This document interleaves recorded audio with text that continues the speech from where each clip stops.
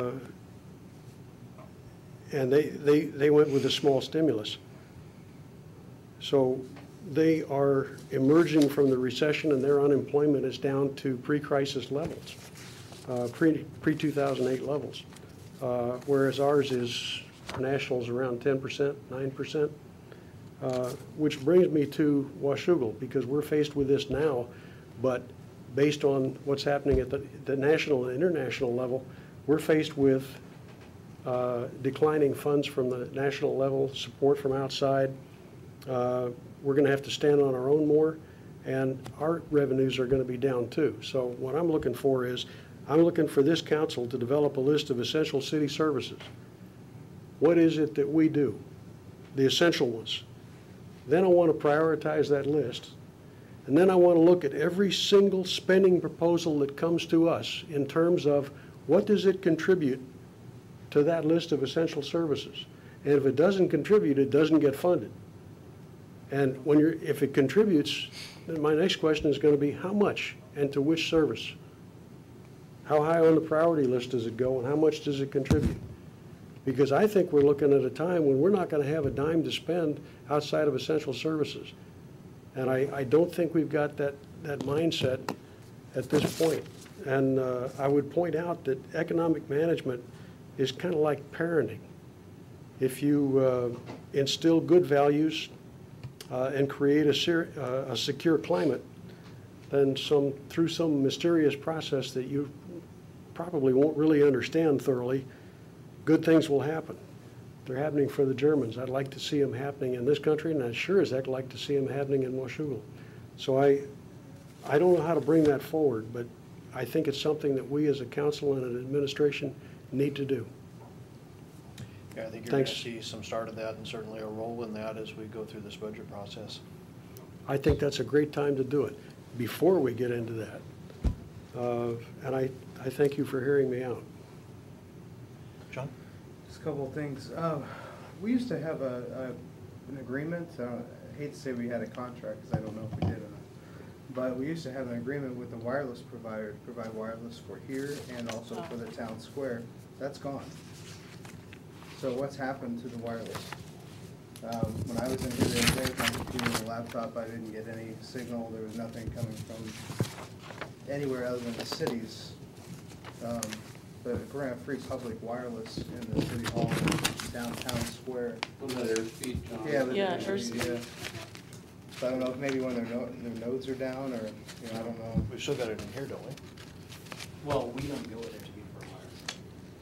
No, but we've got a router in here, wireless router in here. But you have to have access to it too. I thought We've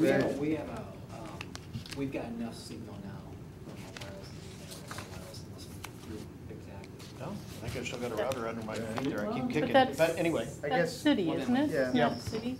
but I guess what I'm trying to get is airspeed, we had an agreement with Right, we airspeed to did. provide wireless for the city.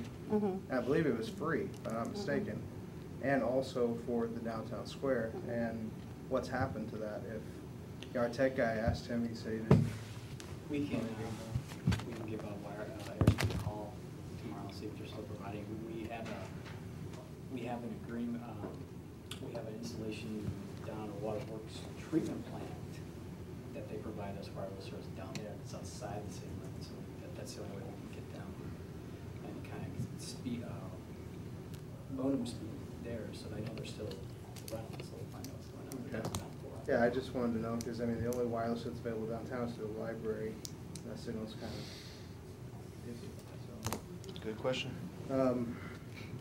The other thing is just an update on E-Verify. Just to show that we were setting trends. Camas is now debating E-Verify, and we're on the track to passing it, moving it forward. Vancouver is also getting ready to move forward on it. So we were actually able to set the trend for the cities in regards to E-Verify. So just wanted to give you just a quick update on that, that it's catching wind in the county.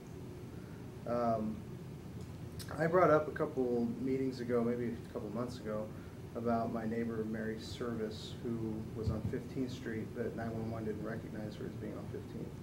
Did we ever find out the issue there, or? The dispatch system. First I heard about. No, I remember you talking about that. I think you were sick, yeah, at that point, maybe you were in hospital.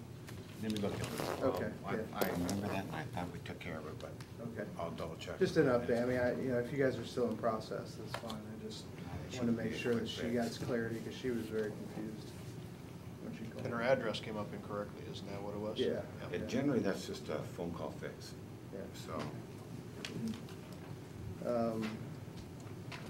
And the other thing is, just an odd note, has anyone seen Jared? Oh, I haven't seen I him all haven't seen him. summer. I haven't seen him, so. He's okay. doing a lot of stuff with, up at Grove, up at the airfield, so I think he's taking flight lessons or something. Okay. And then also Aberdeen's slogan is "Come as you are," after Kurt Cobain and the Nirvana lead singer in there. So, anyway. Gateway to the Pacific. There you go. Any other items, staff? We're adjourned.